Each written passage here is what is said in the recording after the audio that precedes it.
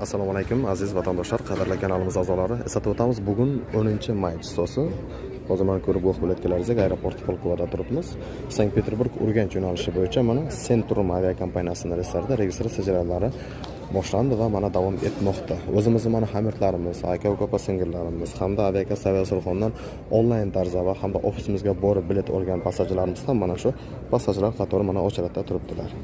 Aziz vatandoshlar, har doimgidek sizlarga ham yana bir bor eslatib o'tamiz. Aviakassa Aviasurxonda bizda xizmat ko'rsatish tartiblarimiz, bizlardan kimda-kim, ya'ni aviakassa Aviasurxondan bilet olsa, kelib aeroportda uchrashib, hamda o'zimiz kuzatib qo'yish xizmatlari ham mavjud albatta. Va mana shu qatorda mana hozir ham o'zlaringiz shohida bo'lyapsizlarki, aeroport Polkovadan to'g'ridan-to'g'ri sizlarga ushbu videoni taqdim etamiz.